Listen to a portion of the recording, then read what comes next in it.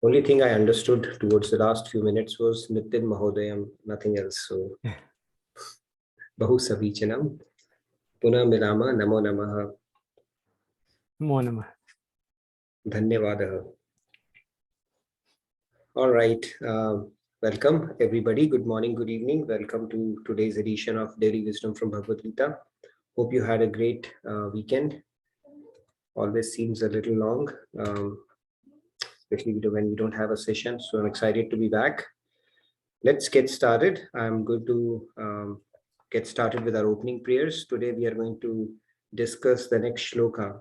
In case you have forgotten, we have taken a lot of detours here and there, but now we are back on track and we will be discussing from 4.16 onwards. So we'll discuss that shloka. Let me get started with our opening prayers. Let me share my screen.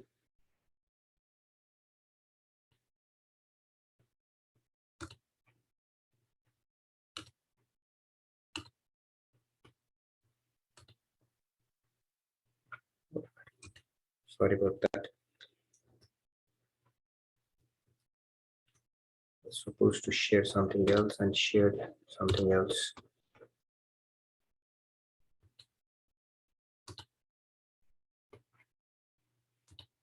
Okay.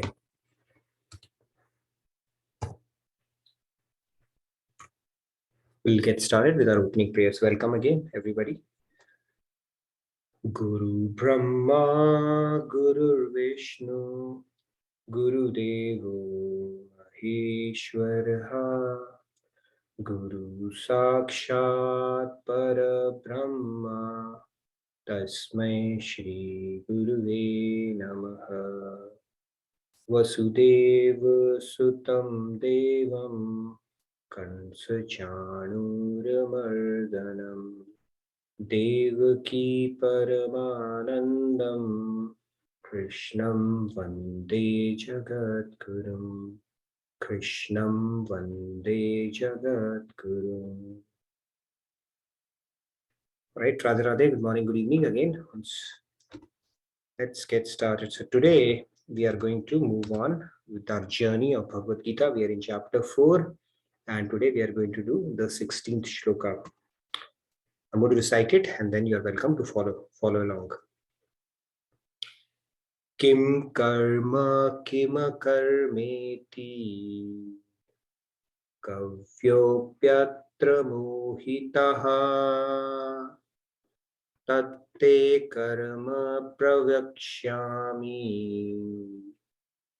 yagyatva mokshase sushubhat. All right, do you have any volunteers?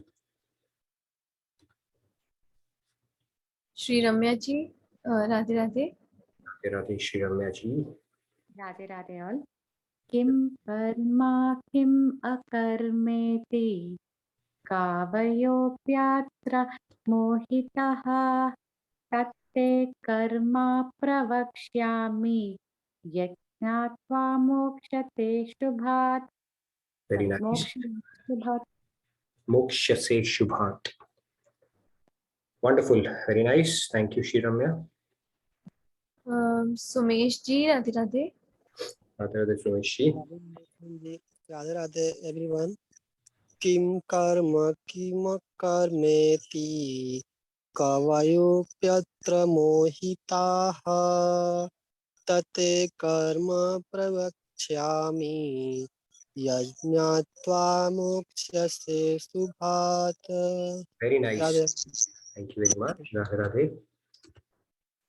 Sumesh ji. Shyam ji, Radhe Radhe. Radhe Radhe. Kim karma kim karmeti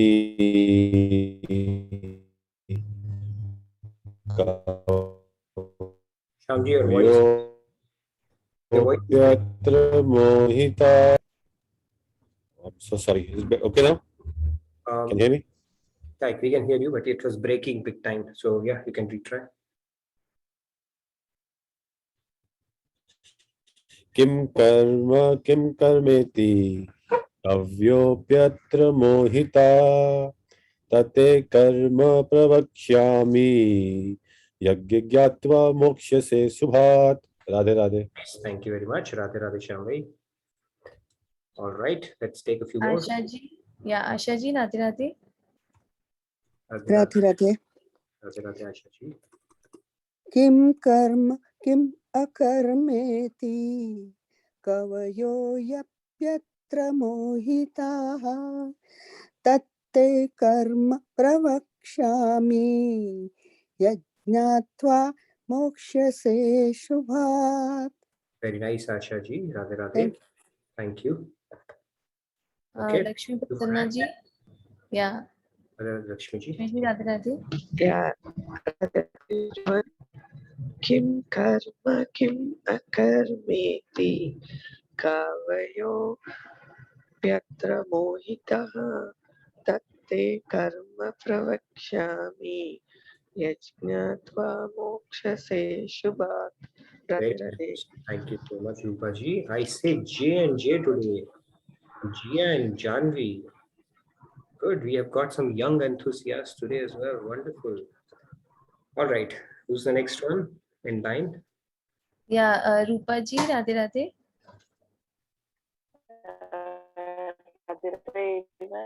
Radhe Radhe. किम कर्म किम अकर्मेति कवयोऽप्यत्र मोहितः तते कर्म प्रवक्ष्यामि यज्ञात्वा मोक्ष्यसे शुभात्. Wonderful. Very nice.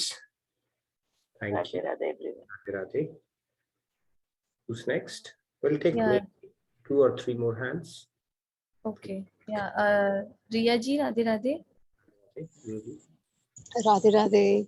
Radhe Radhe. किम कर्म किम अकर्मेति कवयोऽप्यत्र मोहितः तत्ते कर्म प्रवक्ष्यामि यज्ञात्वा मोक्ष्यसे शुभात्. Wonderful. Thank you so much, Riya ji. All right. We have maybe 3 more hands. So let's quickly do that. And then we will get deep into the topic of our discussion today. Let's go. Let's या take Rahul ji, Radhe Radhe. Rahul. Radhe Radhe. जय Shri Krishna. Shri Krishna. किम कर्म किम अकर्मेति कव्योऽप्यत्र मोहिता तत्ते कर्म प्रवक्ष्यामि यज्ञात्वा मोक्ष्यसे शुभात्. Wonderful. Radhe Radhe. Very nice, Rahul. Radhe Radhe. Okay. We can take remaining ones as well. Few hands only. Payal ji, Radhe Radhe. Radhe Panji. Radhe Radhe. Radhe Radhe. किम कर्म किम अकर्मेति कव्योऽप्यत्र मोहितः तते कर्म प्रवक्ष्यामि यज्ञात्वा मोक्ष्यसे शुभात्. Radhe Radhe. Radhe Radhe. Very nice. Thank you very much. Meenakshi जी, राधे राधे. राधे राधे. किम कर्म किमकर्मेति कवयोऽप्यत्र मोहिताः तत्ते कर्म प्रवक्ष्यामि यज्ञात्वा मोक्षसे शुभात्. Radhe Radhe. Nice, Meenakshi ji. All right. 2 more hands we have. Let's do that. या उदय जी, राधे राधे. Last 2. या राधे राधे. किम कर्म किम अकर्मेति कवयोऽप्यत्र मोहिता तत्ते कर्म प्रवक्ष्यामि यज्ञात्वा मोक्षयसे शुभात्. Radhe Radhe. Radhe Radhe. All right. Let's take the last one. Last but not the least. Samji. सैम जी, Radhe Radhe. Radhe Radhe. Radhe Radhe Samji. किम कर्म कर्मेति कव्योऽप्यत्र मोहिता तत्ते कर्म प्रवक्ष्यामि यज्ञात्वा मोक्षसे शुभात्. Radhe Radhe. Radhe Radhe. Very nice. Thank you everyone for the wonderful recitation. Let's get started. So the short translation for this shloka goes like, what is action and what is inaction? Even the wise are confused in determining this. Now I shall explain to you the secret of action by knowing which you may free yourself from material bondage. Is it deja vu? To some extent, we spoke about the action which can give us, the freedom from the material bondage, and Lord Krishna is setting the context for that yet again. So we have spoken about one kind of action that liberates us and one which binds us. So he's going to introduce that in next shloka. Today we are going to have a discussion leading up to that shloka more around the concept of, let's look at it, what we are going to discuss. So today we are going to get deeper into this topic with some examples and an engaging discussion as well. Can we understand dharma through our mental speculation? I think so. So that is why it is my dharma. Or I don't think so. So that is why it is not my dharma. Or because I am this, that is my duty, right? So this is basically mental speculation. It's a bit like speculating in a stock market or an options market. You may get right sometimes. We know what happens, right, in long run, unless you are trading in something which is hedged. Okay, I'll not get too deep into that. So let's get deeper into this topic today. Why or why not this can be true? So if you look at it, as you see this guy, it's a maze. We have played this game, and when we were kids, even now, there are a lot of games are designed around this maze where you have to figure out a way on how to get out of it. And it can take some doing to do that. And it's a little bit like that. The different options that life presents us with, we might be getting deeper into the maze, or we might be staying in the same circle where we are, or we might actually be getting closer to the exit of this maze. So this maze is a very interesting example. Which route to take, which will take us closer to the exit, or the route that is taking us much deeper, or we are taking a few steps forward, few backward, or we are simply taking a circle and not going anywhere at all. So the shloka is basically Lord Krishna is saying that even the most intelligent people, materially intelligent people, or the most discerning people, they can become confused in the maze of apparently contradictory arguments present by the scriptures and the sages. They are apparently contradictory. It is not saying contradictory, it is saying apparently contradictory. Apparently is the operative or the buzzword here. And I told you when Sri Maharaj Ji, Khandan Mandan, he could actually prove that scriptures do not make sense. They are simply contradicting each other and confusing. And he could defend that very easily by quoting the scriptural statements and proving it. And the experts in their respective fields could not defend it. They said, yeah, by the way, your logic is irrefutable. So we have to agree. Right. A few days back, we were having a discussion on Dvait Advait. So when we put our intellect to understanding something which is divine, what will happen is, first of all, it is a wild goose chase.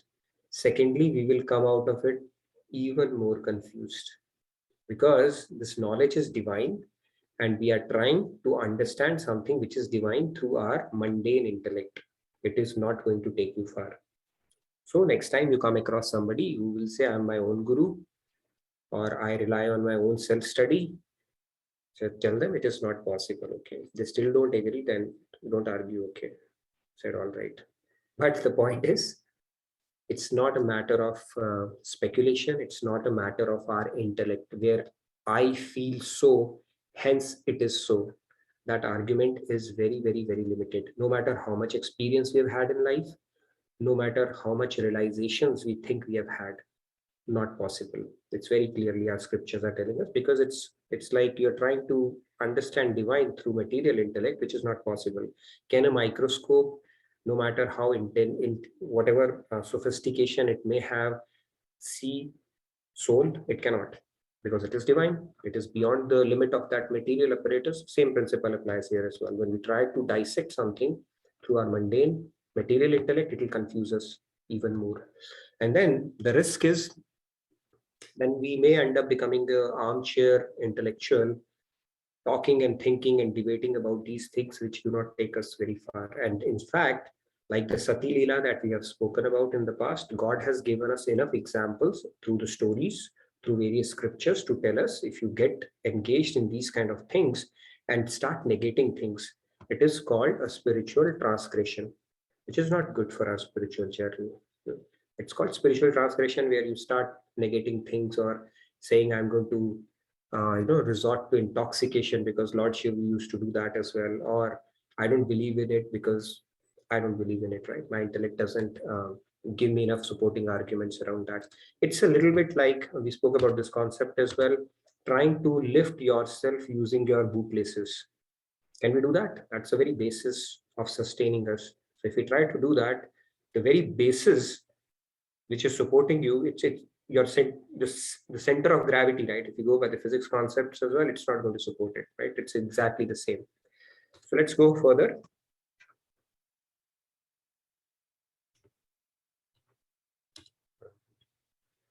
All right, now the Vedas recommend non-violence, ahimsa paramo dharma. We all know that.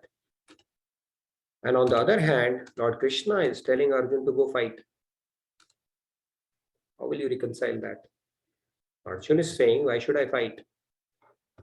I should rather go to forest, and why to take the blood of my guru, the blood of my grandsire on whose lap I have played, and blood of all my cousins. And he gave so many supporting arguments for that, right? What will happen? People will get killed, and a lot of arguments he presented, right? And then scriptures also tell us ahimsa param dharam, and Lord Krishna is saying, no, go fight. It is contradicting. How can you reconcile that? And one can even take it to the next level and say, by the way, if Lord Krishna is saying that, what is the difference between the terrorists getting a call to action on fatwa? How is it different from Arjun is being asked to do? We can discuss that as well. So Lord Krishna is not asking him to shun violence. And he's saying, instead of shunning violence, go ahead and engage in violence. That's essentially what he's telling. Go ahead and kill them. So how would you reconcile that? Yes, Kumarji, you had a question pretty early on. Radhe, Radhe, yeah, not a question, just saying that fighting for Dharma is not violence. Yeah, so but terrorists also get the same message, right? They're fighting for their Dharma. Why is it not? Well, they have the wrong, this one, right? What can I say? Wrong idea of what Dharma is, basically. Yeah, there are a lot of technical differences. We can go into that too. Look at the motivation, why they are doing that. Look at the consciousness in which they are operating. So, see, for example, Duryodhana thought it was his Dharma, right? But true. Was he right? He was wrong. So I think that's the case with the terrorists as well. Got it. Yeah, very true. And then the other important key thing there is that the consciousness in which God is asking him to fight is completely different from the consciousness people have when they are motivated by their self-interest. Anger, vengeance, that is not the consciousness when you are fighting for the sake of duty. I told you a story of Guru Gobind Singh, right? He was fighting his enemy, and when this guy was at his mercy, just about when he was about to slay him, his opponent, he spit back at him. And when he spit back at him, instead of killing him instantly, because he was at his mercy, he spared him his life. So somebody asked him, why did he do that? He said, the moment he spit back at me, I had a rage of anger towards him. And if I had killed him in that consciousness, I would have incurred a sin. So if somebody is blowing himself up because he has a sentiment of hatred towards people, obviously that's where you got the whole calculation wrong. It's a very binding karma and it could be a sin as well. And then God has given basically the rule of attaching your consciousness to God, right? When God says that, basically when he said, attach your mind to me and then do the war. So Arjun did war even before, he was supposed to do the war even before listening to Bhagavad Gita, and he did the war even after listening to Bhagavad Gita. What changed? His consciousness changed. And the mind, where your mind is attached, because it was done as a service to the God, so it was a multiplication with zero. So that was the key concept around it anyways. So Let's move further. So I'm just telling you, calling out stuff, because these things can confuse people, right? They will pick something selectively, and without the expert guidance of guru or understanding the larger principle, it's like holding the tail of an elephant and saying, this is a rope and that's the end of the story. That's where you need expert guidance of guru. And if you come in contact with a saint, they can actually help you reconcile all these apparent contradictions to your satisfaction. The other day we spoke about Maharajji. One of the title, the big title that he got was a Sammanvyacharya. That means he was able to reconcile the apparently contradicting philosophies. So instead of he, or not only this, he introduced but also this. And he was able to beautifully reconcile it. The Shankaracharya philosophy, if you sit with a Vedanti, um, till their last breath, they will not agree to the concept of, Advait concept, or moksha is the aim of life. Okay, no matter what, they will find a reason for that. Right? So that's where the reconciliation comes into picture, where you understand the entirety, the entire elephant, not just selectively pick up and then get stuck or hung up in that alone. All right, let's move further. So let's look at, so now if duty, it varies with circumstance, then in order to understand what is one's duty in a particular situation, it becomes a very, very, very complex matter. So if you look at it, function, right? In maths, they call it function. Duty is a function of circumstance. How many permutation combination possibilities are available if you look at that, right? They say that you can, as a matter of duty, an individual can be sacrificed for the sake of a family. For the sake of duty, a family can be sacrificed for the sake of a city. A city can be sacrificed for the sake of a country, and a country can be sacrificed for the sake of the globe, and planet can be sacrificed for, then you can just keep on extrapolating that argument. So it's just an example. What is the dharma in a particular situation, right? If your house is on fire, would you save your baby, or would you rather put off the fire, which could kill another 100 people? Which is the larger dharma in a given situation? So similarly, there are so many permutation combinations there that if we try to discern it, decipher it in our head, the odds of getting it wrong will be much more. It's a bit like speculating in a stock market. Okay? It's a function of situation, circumstance, and just too many things.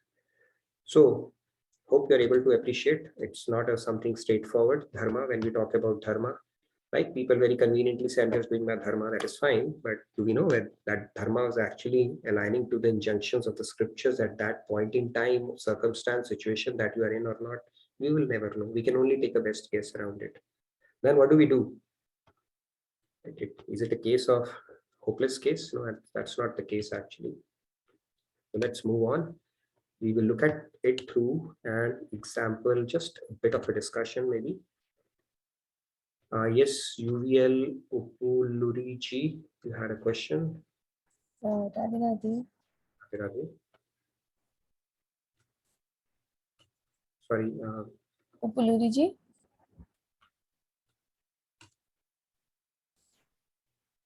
Okay, maybe we can come back.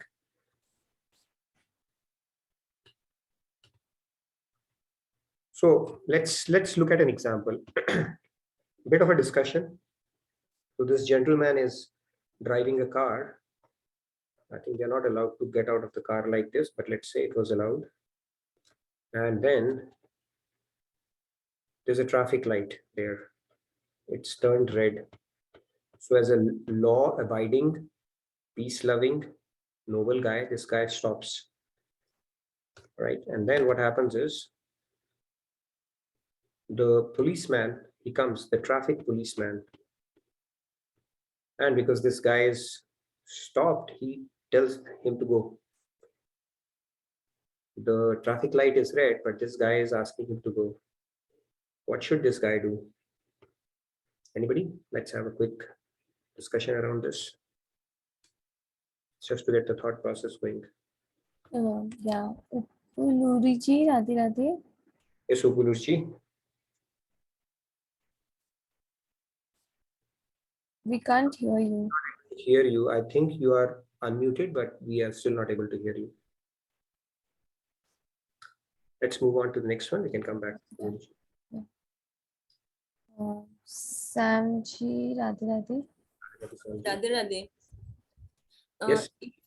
I mean, I think in this scenario, the traffic policeman is the authority to control the vehicles in the traffic, provided if he's sincere. So he must be signaling for a reason. Hence, it would be better for the car to move ahead. But if he is sincere, which is difficult for the public to find out, then it will be maybe it will be a disaster. It may end up in a disaster, I think. All right. So fair point. Anybody who disagrees with Samji, you can talk. Otherwise, we'll continue with our discussion. We have other discussion points as well. Anybody who disagrees has an alternate viewpoint on this? I saw Gia or Janvi has raised her hand. Janvi has raised her hand. So Janvi, Radhe Radhe. Radhe Radhe, good to see you. Welcome to the session. Jeez. Yeah. So I would say that the guy would not go because the traffic lights are there for a reason to protect other people. The policeman might have been thinking in one perspective, but that one perspective could only be helping other couple people. And other people behind him and next to him, seeing that the policeman let that guy go and not the other people, they might start going too, and that could cause a disaster for even more people and get people hurt. Right, very true. I mean, that's the lateral thinking. You're able to think through what are the scenarios and to err as human. So yeah, quite possible the traffic policeman could actually be erring right in that case. Wonderful point. Yes, maybe one more participant and then we'll continue on this discussion. We'll come back to this. Yes. Jonji, Radhe Radhe. Radhe Radhe. I was thinking that perhaps the traffic light was malfunctioning. When the power goes out, sometimes that happens. So you have to abide by the direction of the policeman. Got it. Yeah, a lot of possibilities are there for sure. So we'll come back to this. Okay, there's a reason I introduced this concept and then we'll come back to this, revisit this. Let's move on. Now, dharma or adharma? Let's talk about this. Now, Bhishma siding with Kauravas. Would you call it dharma or adharma? Anybody? Upaluriji, you will have to unmute yourself. We have tried. Maybe third time we'll get lucky. I've unmuted you. Yeah. Upaluriji, Radhe Radhe. Okay, maybe not. Some audio problem is there. Let's quickly take the next one. Okay. Kumarji, Radhe Radhe. Radhe Radhe, everyone. Obviously, Bhishma was on the side of adharma, siding with the Kauravas. That's the straightforward answer. And on the traffic light, I would go if the policeman signals me to go. Again, having a close, careful look on the roads as well, so that, some other, car is not coming my way. But of course, I would go. Yeah, fair point. Good. All right, maybe one more we can take, and then I have a few other scenarios also, just to get the thought process going, because these are the scenarios which can actually be a little confounding or befuddling for our mind. Okay, and where people can get stuck or hung up as well. Yeah, let's hear. Maybe one more part. Akshada ji says dharma. Okay, what it was dharma. Okay. Yeah, and okay, I'll ask Preeti ji, Radhe Radhe. You can create a poll. I should be creating poll for each question, right? Like Rahul suggested to me. We can take a quick poll and see who thinks that. Yes, anybody who hasn't, who'd like to vouch for or fight the case for Bhishma and the court of law that what he did was dharma? I unmuted Preeti ji. Radhe Radhe, Preeti ji.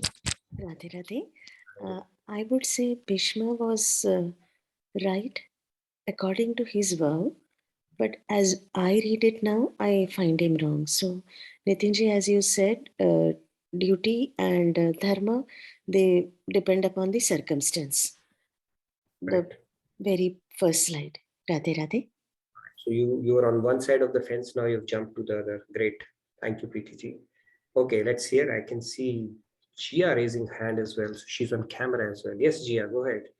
Yeah, Radhe Radhe Jia. Radhe Radhe. As far as I know, I think that Bhishma's dharma was to protect Hastinapur, so I think it was right for him to side with the Kauravas, and because he also took a oath to protect them, I think it's right. Yeah, what the oath had Bhishma Pratigya, right? They say Dagichi is Dan and Tyag, Dagichi is Tyag, Karan's Dan and Bhishma's Pratigya. So for the sake of his oath, he laid down his life. Right? That was his dharma. Great. Okay. Any new names? I think Jyoti ji maybe. Yeah, Jyoti, Radhe Radhe. Hello, Radhe Radhe. So to me, it seems like that there are two things where to me it feels like it was wrong at that point of time. The reason behind this is maybe it was Krishna will that he wanted Bhishma to fight from the other side, and second thing is that, as everyone has pointed out, that he has taken vow to protect Hastinapur irrespective of the fact that who is the king. So that's what I feel. Yeah, I mean, we can't opine on Bhishma. Bhishma was Bhishma. By the way, our scriptures have Bhishma as one of the 12 Mahajans. Okay, he was a Rasik saint too. The point. And there is one more thing. Maybe it was Krishna will or God's will to for Bhishma to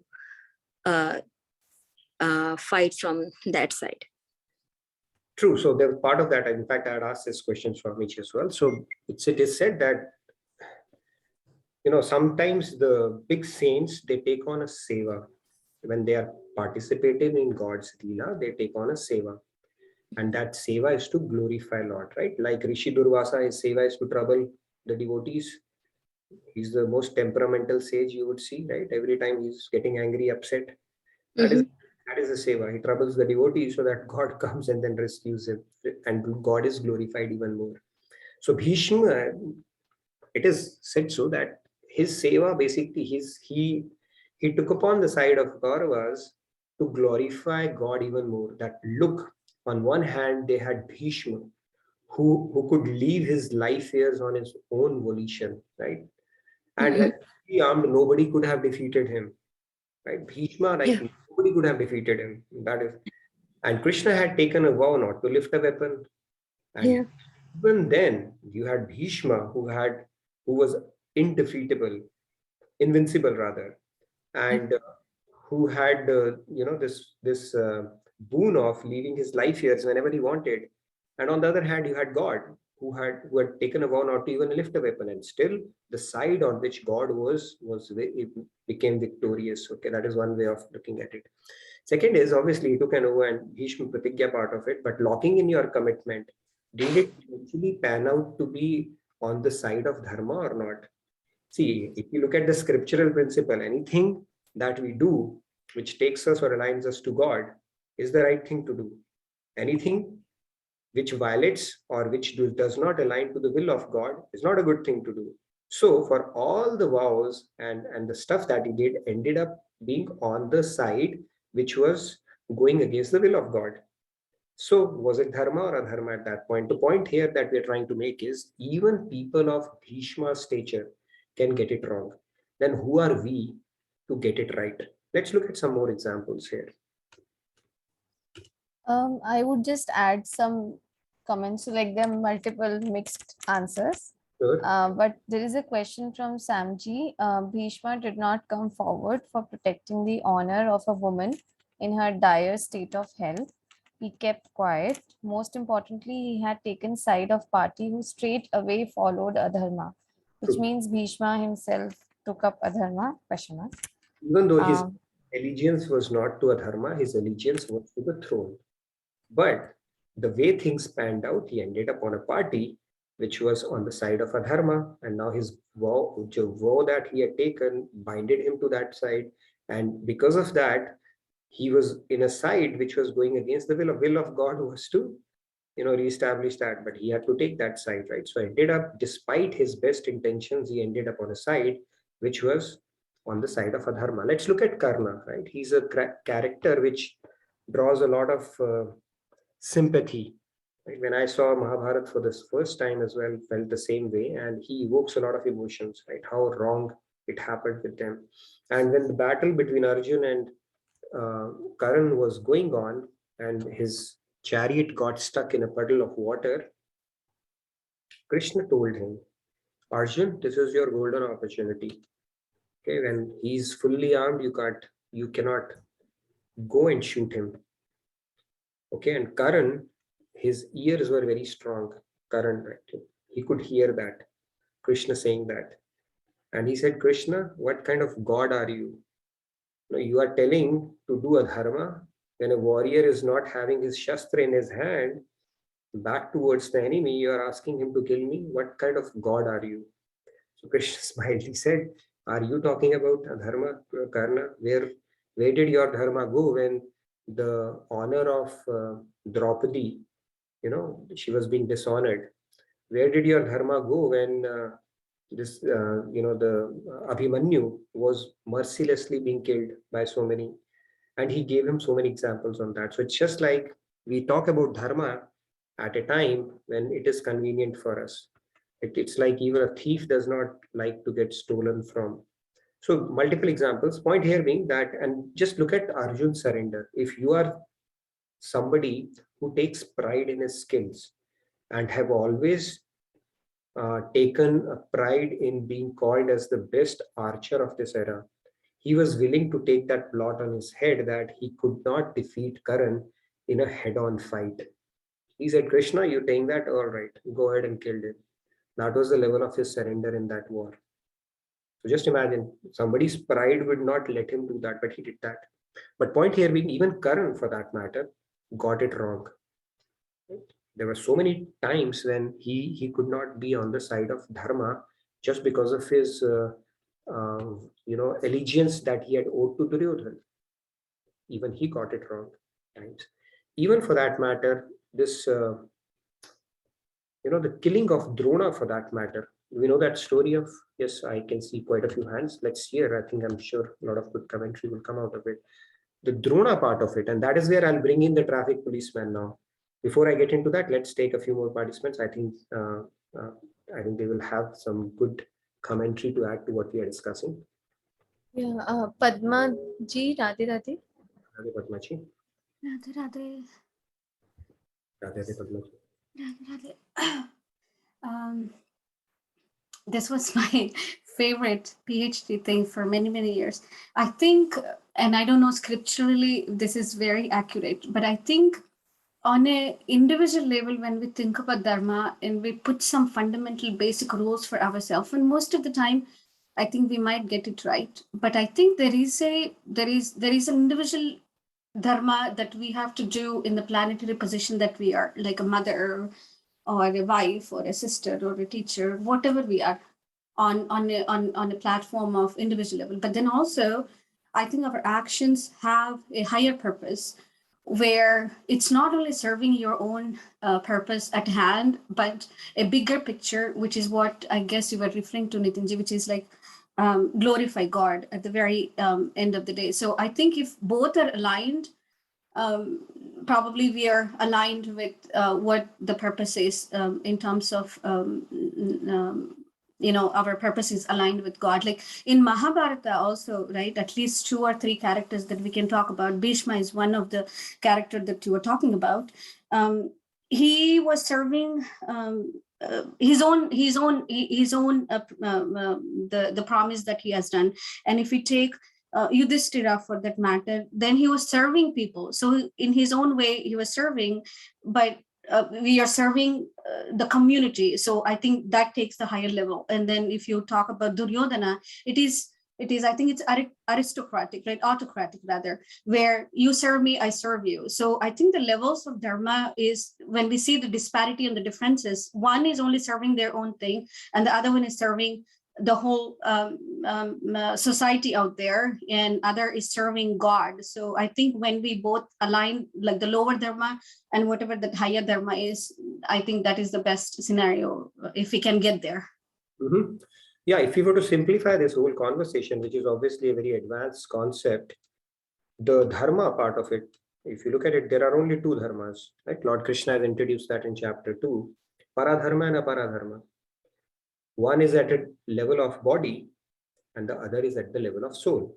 But since we are not at the platform of soul right now, we have to take our best guess around what is my bodily dharma around it. If we are operating at the level of soul, that I am soul, then there is no higher dharma than serving God. Period. Full stop. There's nothing else to do. Serving God is the highest dharma. Developing love for God is the highest dharma. There's absolutely no other dharma.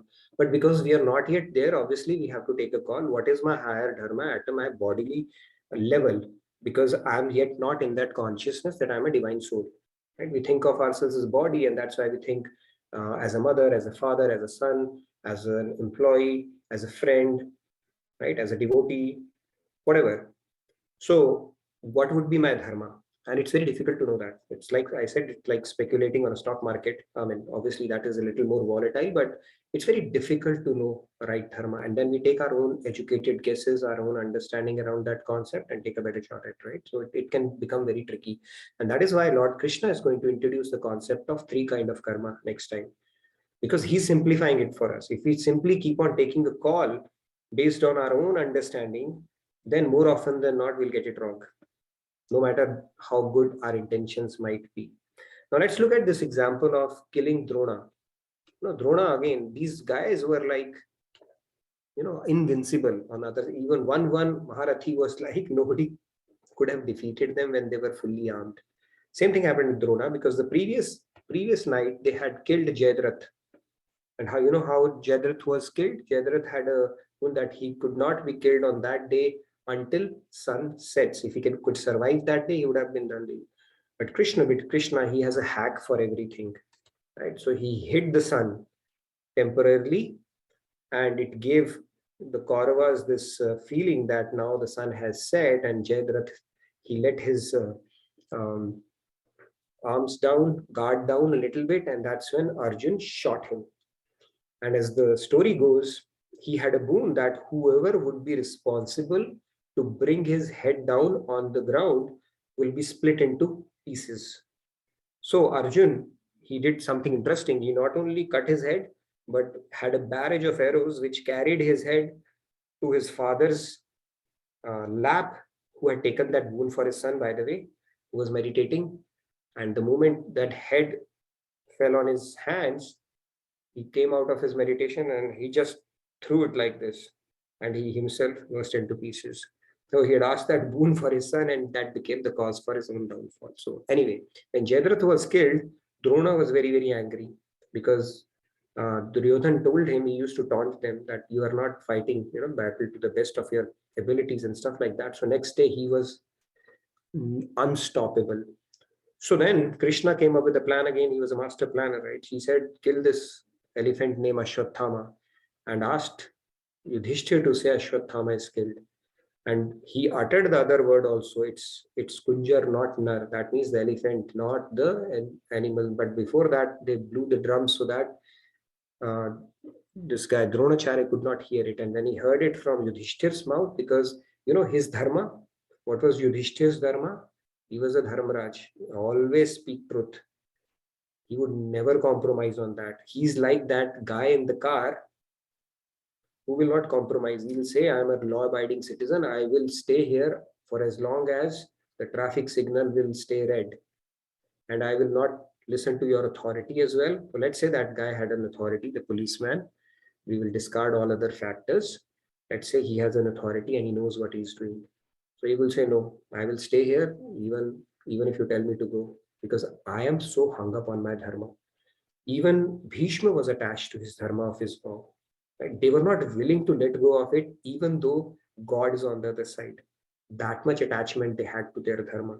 And what does Lord Krishna say in 18.66? Sarv dharmam parityajye mamekam sharanam braj. He says, forget about all the dharmas. There's no higher dharma than surrendering unto me. So that is the topmost dharma for a soul. For as long as we are in body, we can take our educated guess around what would be a good thing to do in this kind of a scenario. So if you look at all these big shots, right, people whom one could look up to, they also got it wrong. And then for ordinary mortals like us, you think we can really get it right? We really have to think about that. Let's hear. I can see a few more hands, and then we'll proceed further, and we'll look at a quotation from Bhagavatam. What it states about this concept of dharma.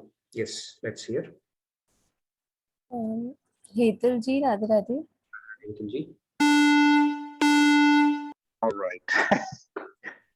Okay. So dharma, I would describe as the definition of dharma is do your duty, right? So one way obviously we all discussed that Bhishma Pita was doing his own duty.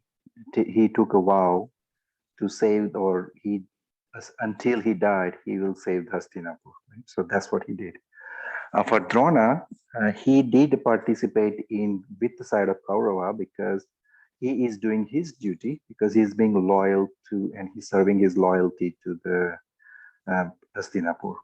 Now, for the Jaidra story, right? So I think which I am correct me if I'm wrong, he killed Abhimanyu, I think, in the battlefield. And Arjun take a vow that he will kill Jaidra. If he doesn't kill by that time, he will die himself and he will burn him alive. So that's the reasons. If he died, right? If Jaidrath is supposed to be saved, right? And that's Arjun supposed to die. So that's why Kaurava was happy, right? To show that. But already Krishna played a game and he made an eclipse in the sun and say that, oh, the sun is already set, right? The Kaurava side. And they say like, oh, Arjuna has to die now. But it did not happen. So this is all part of Dharma. That's what my takes. Yeah. Yep. True. And God is a perfect orchestrator. Okay. We don't know which karmas of which lifetime he will give result when. So even though on the surface it may seem like that he played a trick or that, but if you look at the big picture, he might have orchestrated it in such a manner that he found it as the most opportune moment to give them that treatment. Okay, so we have to go by that. Who creates dharma? Who creates the rules of dharma? God himself. Right? It's not that he's taking advantage of that. He's still being just because it's a perfect system that he operates in. But the point here is getting to the skin of dharma in a given situation is not something there which is so simple. And that's why we will look at how we should approach our life, our work, our dealings, so that we are closer to aligning to dharma as much as possible. And that is where God is giving us tips from time to time. Yes, Jyoti ji. Yeah, Jyoti ji, Radhe Radhe. Radhe Radhe, Sandhya ji and Nitin ji and everybody. It's not up to us to determine if Bhishma Pitama followed his dharma or not, but he himself said it in Mahabharata, which is what I was trying to, which I'll try to get across. So Bhishma Pitama, at the end of the Mahabharata, he's laying on the bed of arrows, and at that point, Yudhishthira Maharaj, Yudhishthira has already won the war, but he doesn't want to take on the throne, and he thinks that he's not worthy of Hastinapur after having killed so many people. So Krishna Bhagwan brings Yudhishthira and the Pandavas back to Bhishma Pitama and asks Bhishma Pitama to give them some gyan. And at that point, Bhishma Pitama tells them that he had not followed his dharma to what he needed to. He had put his vow in front of the nation. Because Satyavati had told him to break his vow for the sake of the nation, he refused to do that. There were many opportunities that he should have broken the vow, and if he had just slapped Duryodhan, then the war would not have happened. The first time that Duryodhan poisoned Bhim, if Bhishma Pitama had spoken up, or any of the elders had spoken up, then Duryodhan would have changed his ways. So Bhishma Pitama says laying on the Sheshaya, that he did not follow his dharma because he followed his vow, and he put that in front of and he followed the king rather than the nation. And same goes for all the elders that was on the side of the Kauravas. They all put, like Karna followed his friend, he put his friend's loyalty in front of the nation, and Dronacharya put his son's love in front of the nation, and Bhishma Pitama himself was in the wrong. That is where I think the most of the teaching happens, while he's laying on the Sheshaya before he gives up his pran. Radhe Radhe. Beautiful point, Jyotiji. Very true. So in hindsight, we can get that, right? Hindsight is a great teacher, and same thing that can happen for us as well. What would have been a right dharma to do or not? So the point here is Lord Krishna. The point that he's trying to make, and what our scriptures are telling us, is it's not an easy topic. It's so complicated. It depends on so many factors that it is very difficult for us to know what is the right dharma in a given situation. Yes, Kumarji, and now let's look at a verse. Stopping. All right, sorry about that. Please go ahead, Kumarji. Radhe Radhe, everyone. So long time back, there was a movie made in Tamil and another movie made in Telugu as well called Karna, and acted by the best actors of the South at the time, Shivaji Ganeshan and NTR. And actually NTR also acts in the Tamil version as Krishna, while Shivaji as Karna kind of evokes so much sympathy. A lot of people came out of the theater, including me, saying Karna was wronged and Krishna was the villain, right? And with that knowledge, and like, I saw it many years later on, but still I was young, I did not understand it. But if you see the acting powers was so good that you thought Karna was correct, right? So if you see in the Mahabharata, Bhishma, Karna, Drona, Jayadratha, and Duryodhan, they are all killed in slightly deceitful ways, if you can call it, right? But the whole idea is for the upkeep of dharma. So I think there should be no questions in the minds of anyone in this path, that if you side with Krishna, you are with dharma. If you are against Krishna, you are in adharma. It's as simple as that. There should be no other doubts at all in anyone's mind. Now, one more additional thought, ancillary thought to this is, I was just thinking while we were discussing this, where is Krishna, right? Then I said, how do, of course, we talk about God and all that stuff and super soul and soul. Immediately what came to my mind immediately was, yes, there is Krishna, which we can see in our consciousness. That bit, of God is there in our consciousness. So let's say we want to do something wrong, right? Like steal something. Immediately our conscience will not accept it. That's where Krishna is. When we do good to someone, no one needs to say anything. No one needs to say even a thank you. You feel good within yourself. Your conscience is at peace, which means that is where Krishna is, right? I might be going slightly in Vedanta terms or something like that, but that's not what I meant really here. It could be, but that's not what I meant. But what I'm saying is, it's there in our conscience. Krishna is the consciousness, right? So I think it's very clear.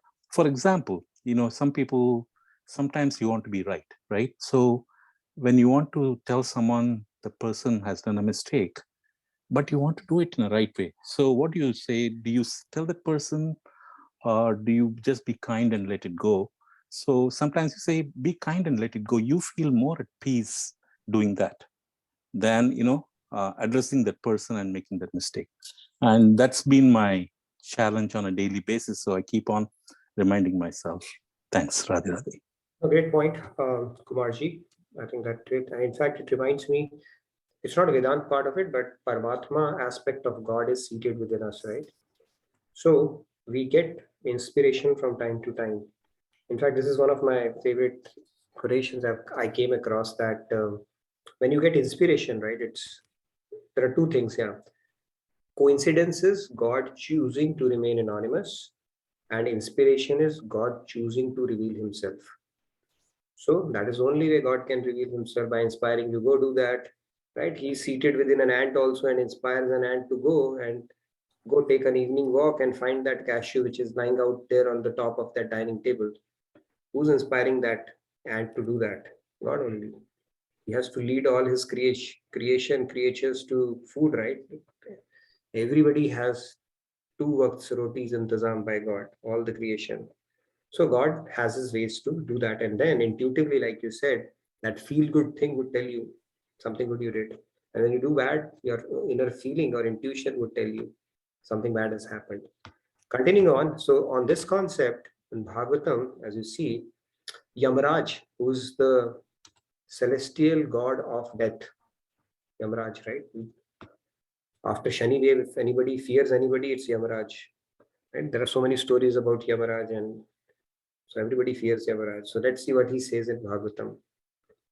He says that, by the way, when I was in Chennai, there was a guy whose name was Murli Raju. Okay, so when I met him, what's your name? He said, Yam Raju. Yam Raju. So I said, all right, I got to be careful of you. Anyways, M. Raju was called as Yam Raju, so that's how I thought I'd share that. It reminded me of him. So what does Yamaraj say? Yamaraj says that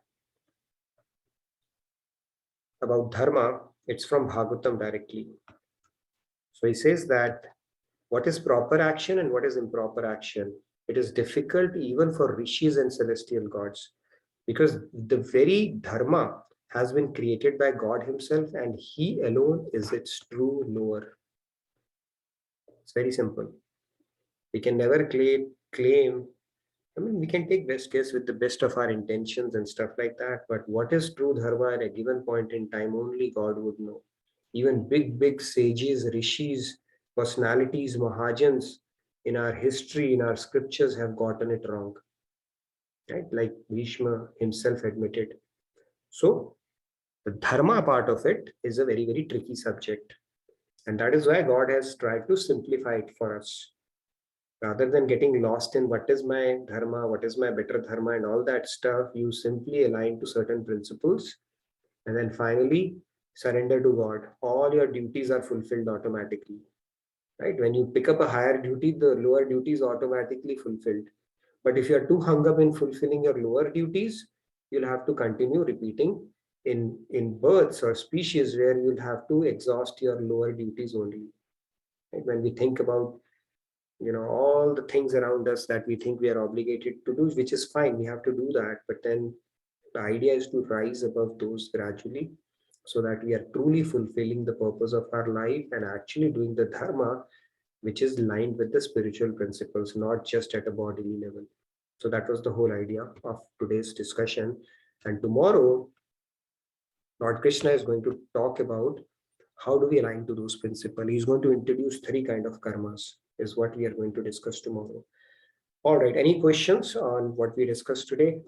We can make the announcements as well as anything, Sadhya, the announcements, and you may want to share your screen as well. And please fill out the feedback tracker in the meantime. That will be great. Did we do Sandhya? Both co-hosts we have lost now. Okay, so let me become the co-host as well for a bit. So we have a family camp coming up. Please do enroll for it. Your food, accommodations, and all that stuff will be taken care of. So do sign up for it if you've already not signed up. We have the Dallas Yoga Festival coming up. That is a wonderful event. Sound therapy, and a very impressive cast of speakers who are going to come. Last time I remember I had an opportunity, privilege to actually speak to Nitai Sevaniji, right? And then there were a lot of good speakers who came. So if you simply tune into those sessions, you will learn a lot of valuable things. So Dallas Yoga Festival is another thing. And then there are a lot of retreats. I think there's an East Coast retreat going on. I'm not sure if sessions are going to take place, if it conflicts with Swamiji's lectures around that time, but do tune in, sign up for it. You can enroll and take benefit from the online sessions as well. In addition to that, you can attend our weekly satsangs, and I'm sure a lot of you have started doing some small seva. Tejalji had spoken about that. Group is picking up, which is wonderful. Just 2 minutes, 3 minutes of your day, clicking, sharing, that goes a long way in spreading the message, and who knows who may get inspired, right? A lot of us have come to these sessions just because we got a link from somebody, a forward from somebody, or we read it somewhere. Similarly, those 2 minutes, that 2 minute seva can go a long way in changing the life of somebody. If you look at it that way, it all adds up. And we all know the viral power of social media these days. So these are the few announcements. The feedback tracker, I'm not sure if somebody going to post it or not. If they do, please do fill it up, provide your feedback. Let's take a few hands or any questions that you may have. Yes, Manoranjan, you had something?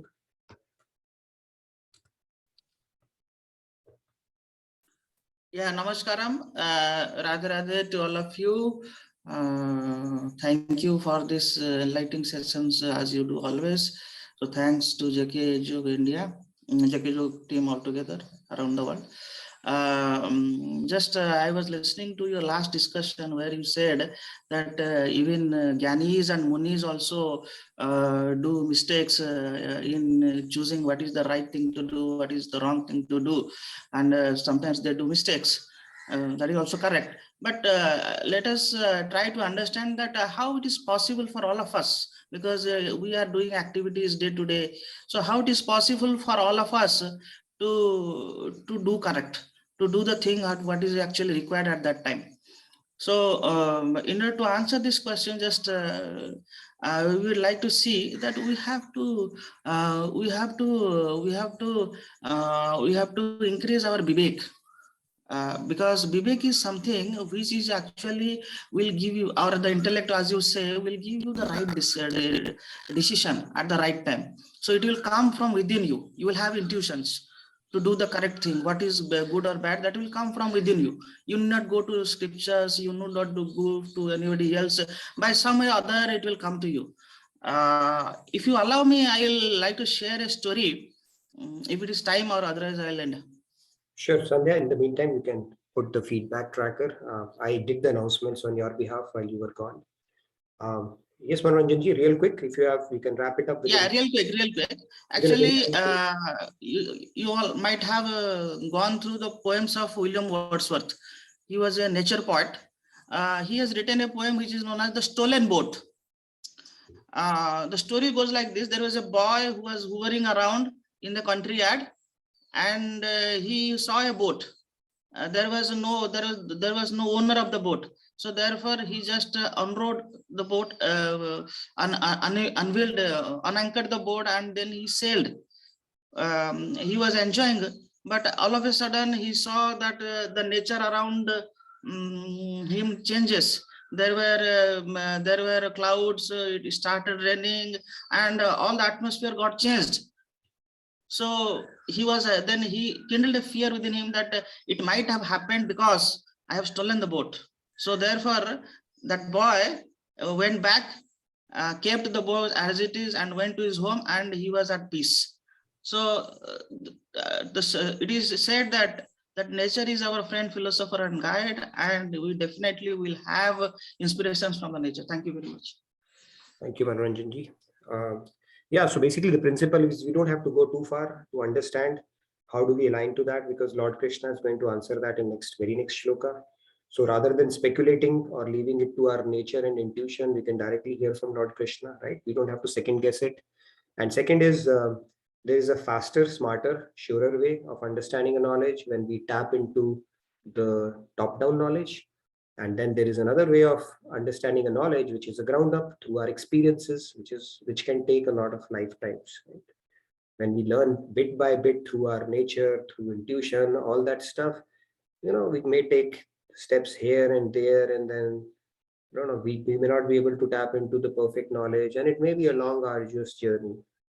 But our scriptures tell us the smarter ways to approach a master, or directly take guidance from Lord Krishna as he poses a question and then he gives an answer. It's not like he's keeping Arjun hanging. By the way, I posted a question, now you go figure it out. No, he's saying, I'll let you know what is the science of action and inaction, and inaction in action is what we are going to discuss tomorrow. All right, couple of other hands. Ajit ji, Radhe Radhe.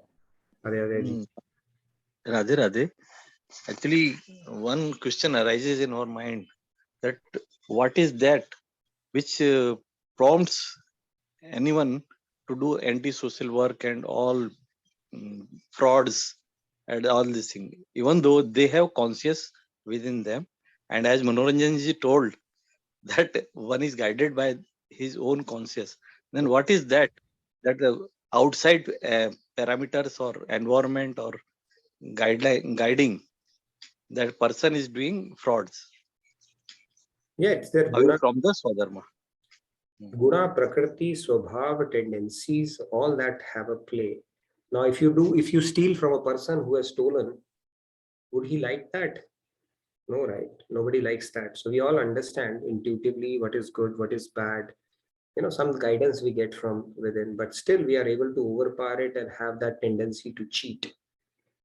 Right? Think, okay, nobody's watching it, let's do it, I need it, and your mind will justify because the proper knowledge is not activated. And then we have absolutely no fear of God and life after death. We think it is just one life and just eat, drink, be merry, and then who has seen it, even if it at the expense of somebody else. So those concepts are loose.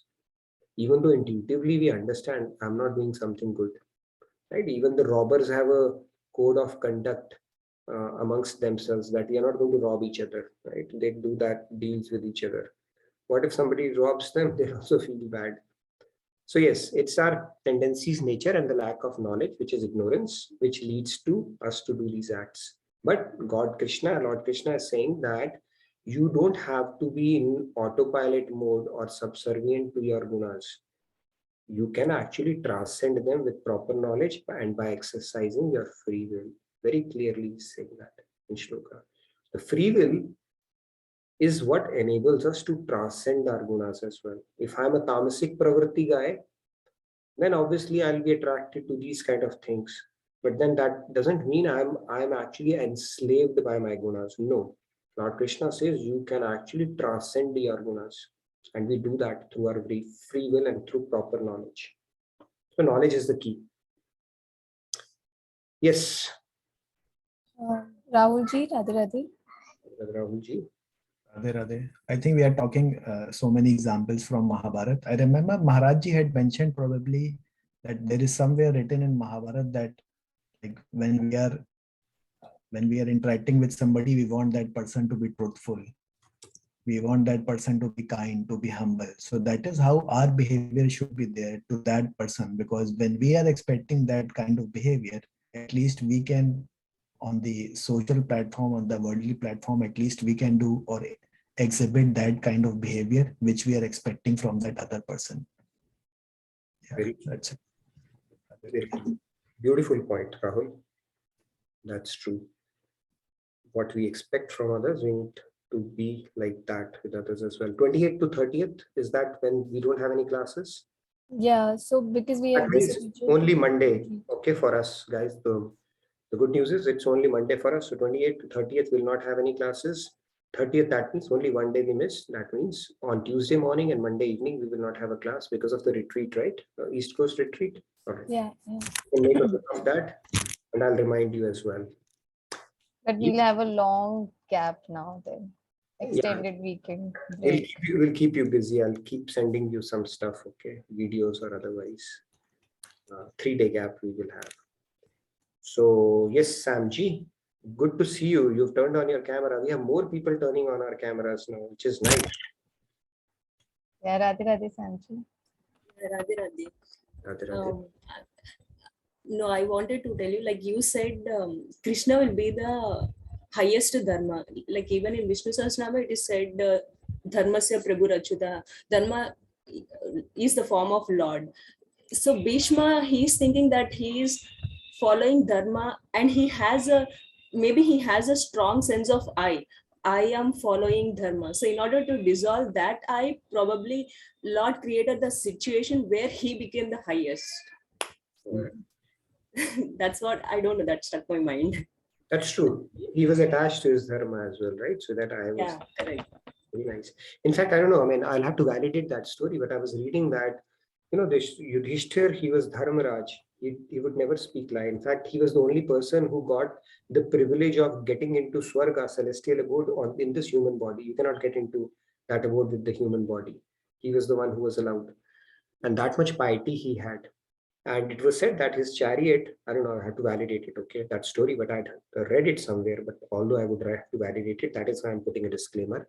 It used to be above air because he was Dharmaraj, right? His chariot would not touch ground. It was always be a few inches above the ground, a few feet, I don't know.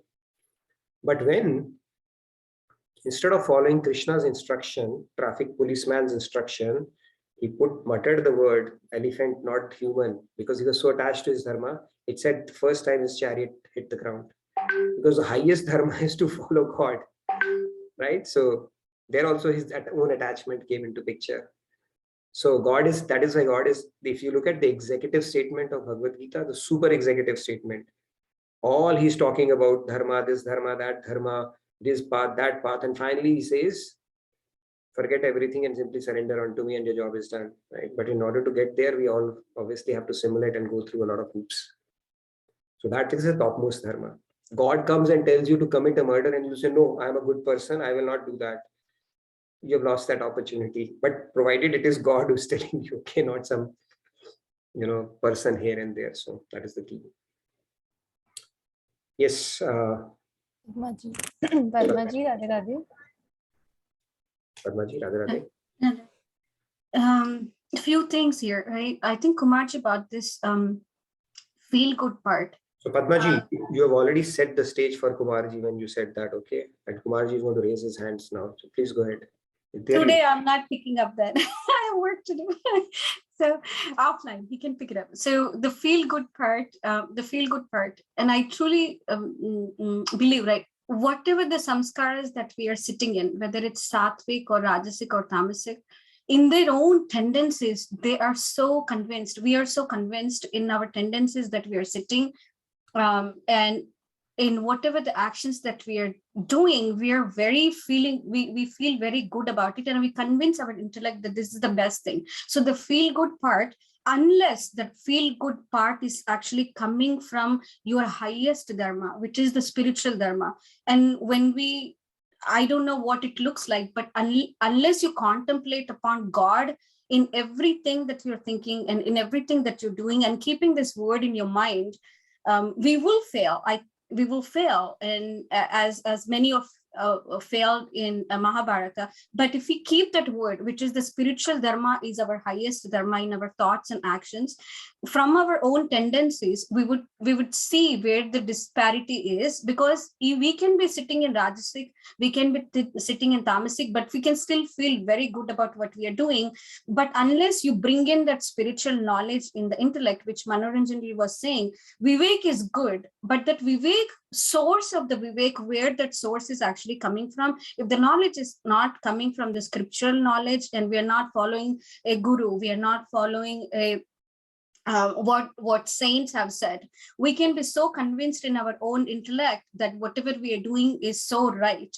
So that was one thing that I wanted to say, like the source has to be the right thing in our vivek, so that the intellect has the right knowledge, and then our thoughts and actions kind of aligned. As long as we are showing the God that we are trying, he will not fail us. We might fail in our own actions once in a while, but at least the process, if you're showing him that you're trying and you're trying, he will help you, and he will give you the hand to say, you know what, I'm going to take you to the next step. Going back to Bhishma was following his dharma, and his dharma was so attached that he just wanted to keep his job safe. And that's it. It didn't serve the purpose for the whole humanity. Yeah, he was looking for job security, I guess. Yes. Yeah, right. Because of the impending recession, because of the war, I guess.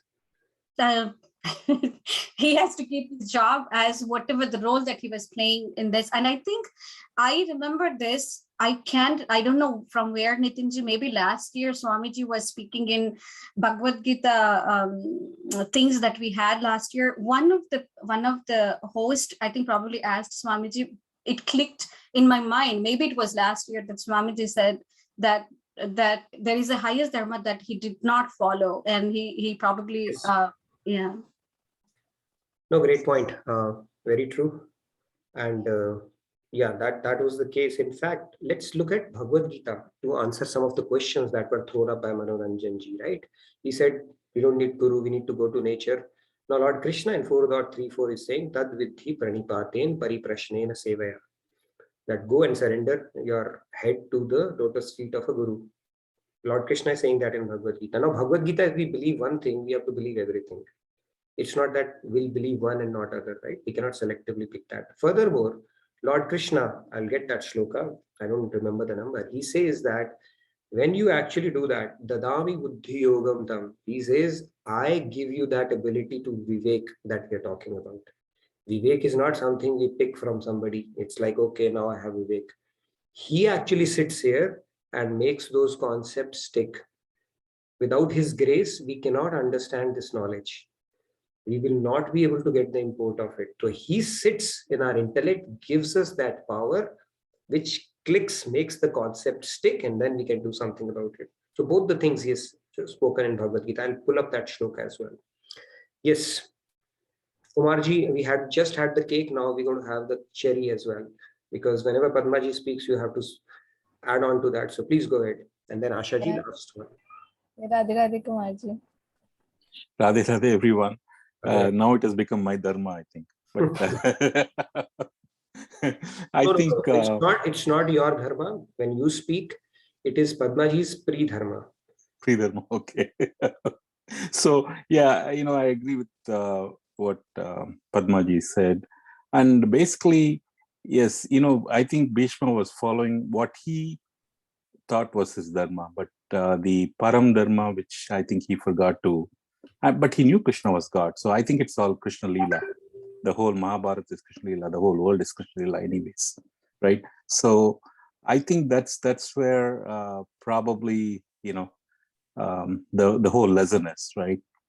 That's where I feel, hey, whatever it is, you can be as pure as Bhishma is, but if you're on the wrong side, then it's a dharma. You can be, I don't know whether there's a bad person on the Pandava side, very bad, but anyways, so I think Krishna purifies them anyways, right? So the reason I raised my hand was for a different reason.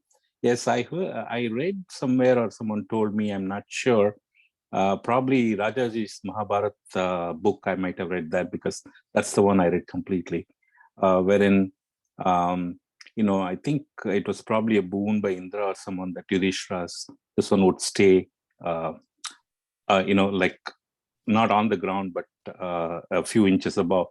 That's how it would go. But because he told this, so-called lie, or lie if you want to call it, half-truth, the chariot, it seems, went back on the ground. So he became like everyone. But then this did not become his ill karma, or, like bad karma for him. Because he was the first one to access the heaven. When he went, he and the dog were the ones to, so he didn't suffer for the karma, because he said Krishna, he agreed to what Krishna said, told him. So if you look at the deeper concept, Kumarji, a gunatit karma became a sattvic karma, right? So gunatit would have taken him to Golok, and sattvic took him to celestial abode. So it was not bad, but it was good. But we have said good is not good enough.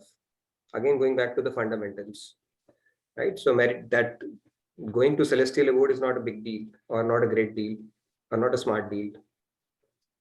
Had it aligned to God's principle, it would have taken him much further and at a much better place where there is no point of return. So that has to be understood. Sattvic karam is binding. He did the sattvic karam by just being attached to his dharma, and he did it to perfection. But attaching to God is gunatit. So he forfeited that opportunity there. Makes sense. Thanks, Radhe Radhe. Radhe Radhe.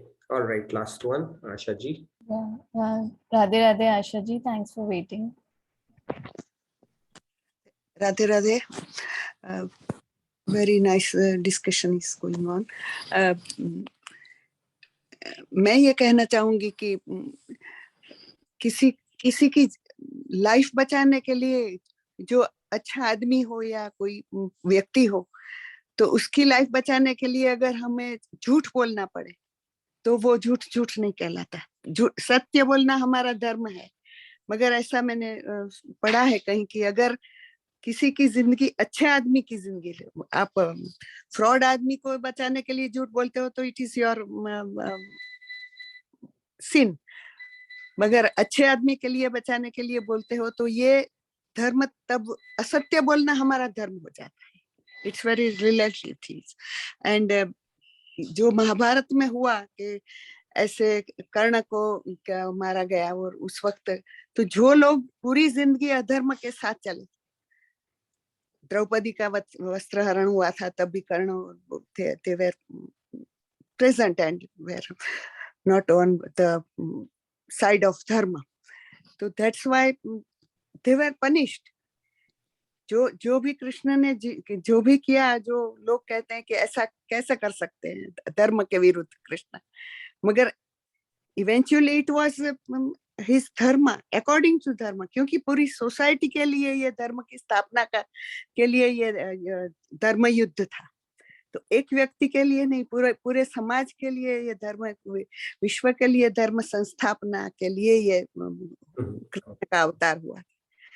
तो जो उन्होंने किया वो उस पर शंका करने के बजाय हमें ये इस तरह से सोचना चाहिए, तो हमें समझ में आएगा। और it is very complicated to accept that what is dharma and, मगर जो कुमार जी ने कहा, पद्मा जी ने कहा, सब मनोरंजन के जो अपने मन को अच्छा लगता है सूक्ष्म रूप से, जैसे कि जो अच्छा लगता है फील हो, वही धर्म है, वही कृष्ण है, वो कॉन्शियस जो चैतन्य है। और जो चैतन्य हमेशा, आत्मा का स्वभाव हमेशा शुद्ध है और धर्म की ओर है। तो वो ही जो वो कहे, और इंट्यूशन हो हमें हो, फील गुड हो या कुछ भी हो, प्रेरणा हो, तो वो सबसे बड़ा धर्म है। जिस वक्त जो भी हमें अंतरात्मा कहे उसे फॉलो करना, और उससे जो फील गुड होता है, और कुछ गलत करने से जो होता है, आदमी जानता है कि ये गलत कर रहा है मगर उसका अंतरात्मा तो कचोटता है। जैसे दुर्योधन कहता था, धर्मम जानामि न च मे प्रवृत्ति, अधर्मम जानामि न च मे निवृत्ति। तो वो जानता है मगर वो उसके नियति में होता है या संस्कारों में होता है, या कुछ भी आप उसका नाम दीजिए, संचित कर्मों के वजह से होता है, मगर they can't get rid of it. Right. Understood. Yep. I have to say. तो ये बहुत गहन विषय है, और जितना सोचा है उतना हम सोच कर जितने भी पार्टिसिपेंट्स हैं अनोखे रत्न लेके आते हैं, तो अभी सब हम रत्नों को हम अपनी हृदय मंजूषा में सेव कर लेते हैं। नितिन जी, धन्यवाद आशा जी। इस गहन विषय पे विस्तार पूर्वक चर्चा की आवश्यकता है। सत्य और झूठ के विषय में, के संदर्भ में हमें एक और सेशन लगेगा। सेशन की हिंदी इस समय मैं भूल चुका हूँ। मंत्रण में भी हाँ, बहुत उच्च विचार आपके सुनकर बहुत अच्छा लगा, और आपने कहा बहुत गहन विषय है, तो हमें विस्तार पूर्वक चर्चा की आवश्यकता है। एक और सेशन की आवश्यकता है, उसमें हम करेंगे। And I think the truth and the lie aspect of it is also touched in Bhagavad Gita. We'll talk about it, what Lord Krishna has to talk about it. He says, I am the truth. Okay, when we speak about truth, I am time, I am truth. These are some of the things in which God sits. So if somebody has the ability to speak truth, he's touching, aligning with God directly. It takes a lot of power to become truthful. Okay, so we'll get into that concept as well. And is it okay to make exceptions to that truth in our day-to-day life? Or is it okay to lie, like we say, gappe maar rahe the, right? I was just kidding, guys. So it is a very important concept to understand. We'll get into that as well. All right. Last word, Padma ji, real quick. I know we are over time, so we can wrap it up. Last one, real quick. Yeah, Padma ji. Thank you for so what सत्र, एक और सत्र लगेगा। Thank you, धन्यवाद आशुतोष जी। Just to add upon what Asha was just saying, yes, of course, Duryodhan's characters or anybody's their own tendencies will say that this is not possible. But God has given us that willpower. And if you really want to break that cycle of your samskaras, you don't have any other way other than just holding God's feet and say, my tendencies are pulling me back, but I want to make that change. Unless you are convicted to that and then willing to hold the feet of the Lord and Guru and say, you know what, my tendencies are pulling me, but I really want to get out of this cycle of the tendencies. There is a way out, but the intention and the conviction has to come in. And one thing that I wanted to add is, I think somewhere in Bible there is a small story where Jesus is, collecting money, and then a lot of rich people, they will give the money, and then at the end, everybody asks, who is the one who did the real seva or serve the Lord? And so I think Jesus says something like, the lady who is actually in the back, who is really poor, and her dollar or penny really values a lot, and then everybody says, how is that? It's just the intention and the purity of what we give, because serving and doing seva and towards a charity. So our intention towards whatever that purpose is, for the spiritual purpose, at the end of the day, if we can do that, check marks within ourselves, and if our tendencies are pulling our monkey mind, the only way that we can break that is hold the feet of God and Guru and say, what, my tendency is pulling me back, but I want to try, please help me. Wonderful. बहुत ही उत्तम विचार पद्मा जी। अब हम इस सत्र की समाप्ति की ओर आ चुके हैं, तो हम अपने सत्र की समाप्ति की प्रार्थना करते हैं। We can do our closing prayer. Beautiful points, Padma ji, very true. I think it's a very engaging and a fascinating conversation which can go on because it is a dilemma we all face every moment and every day of our life. And that's where it's important, because getting it right rather than betting on it, if we can start aligning to the principles where we are aligning our actions to God, God's will is going to take us closer to this path, basically closer to God or closer to the principles that He's telling us to do. And that is where we're going to discuss the three kind of karmas tomorrow. One, we have spoken at length in the past, so there will be a feeling of deja vu. And there are two more that Lord Krishna, action in inaction and inaction in action. That's a concept that we are going to discuss tomorrow. Great. Let's do our closing prayer. So सत्र की समाप्ति की जो भी प्रार्थना है, आइए करते हैं, and then कल के सत्र में फिर से मिलेंगे. Let's do our closing prayers. Who's going to take the lead today? Okay, nobody. Everybody's thinking somebody will do it, but nobody's doing it. So, all right. Yes, Payal ji, Asha ji. Please go ahead. Yes, Payal ji, go ahead.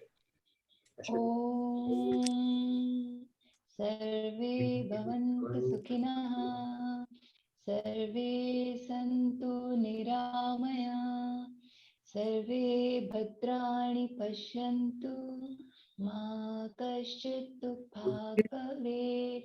Om Shanti Shanti Shanti. Thank you, everybody. Wonderful. Have a great rest of your evening. By the way, talking of Hindi, if anybody can tell me what do you call a hanky in Hindi, I would really like to hear from you. And don't say Rumal. Okay. That's Urdu. That's Urdu. Anybody who knows that? Just a trivia. Just a trivia to end the session. Anybody knows that? Do you know the answer already? I can ask questions. I don't have to know the answer. No, I do know that. Yes, Asha ji, you want to give it a shot? आपकी हिंदी इतनी उच्च है, एक परिकाष्ठा की हिंदी बोलते हैं, आपसे सुनते हैं, क्या बोलते हैं हैंकी को हिंदी में? आपके शब्दकोश में क्या बोलते हैं? क्या किसके लिए पूछ रहे हैं? हिंदी के लिए? हाँ, हैंकी को हिंदी में क्या बोलते हैं? आपकी हिंदी बहुत शुद्ध है, तो एक प्रश्न पूछते हैं आपसे. चलिए. हिंदी में क्या बोलते हैं? रुमाल ही बोलते हैं. नहीं तो ऑप्शन 2, 2 ऑप्शन आपके, 2 और गेस, उसके बाद मैं आपको आंसर बताऊंगा, और आपने कभी नहीं सुना होगा वो. राहुल जी बोल रहे हैं गोचा. The student don't think that I am expert of anything. I want to be a student up till my last breath. I'm just kidding, अच्छा जी. मेरे को लगा एक ट्रिविया पूछते हैं आज. हिंदी का बहुत उपयोग हाँ। किया, तो हमने कहा एक हिंदी के ही शब्द से आज के सत्र को क्या समाप्त किया जाए। क्या बात बता, सोचती हूँ अगर वक्त मिले तो वक्त ज्यादा दे दे तो, मगर आप मैं सुनना चाहूंगी at the end of your. अभी मैं बताता हूँ, 1 मिनट में होगा। पद्मा जी, yes, Kumar ji also has raised I'll be hand. really surprised if you have downloaded this. Okay, पहले से हाथ खड़ा है, ठीक है। कुमार जी आप बताइए। Panchi Kumar ji. Okay, I'm going to ask you another question. What Question पे question. what how did Arjuna ask Krishna for his handkerchief? Okay. So Arjuna said, Krishna, I would need your, note down this, okay? It's a very technical word. You would have never heard it, but this is right. Hasta kasnani vastrakhand. Okay, that is what hanky is called. Hasta kasnani vastrakhand. Wow, just that long, is it? I thought it was just kara vastra, but probably I think.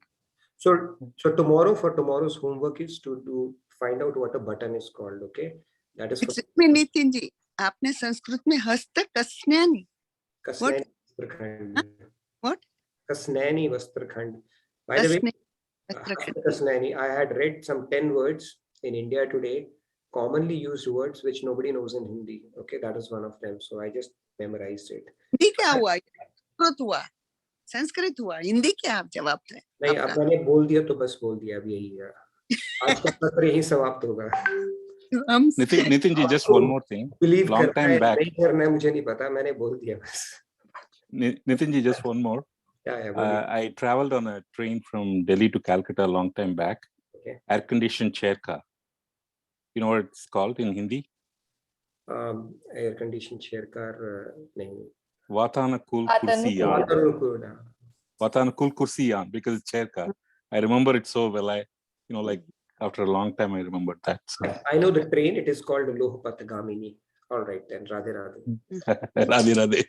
Thank you. Good night. Good day and a Good night. Good day. See you tomorrow. See you all tomorrow. Thank you so much. Thank you, everybody.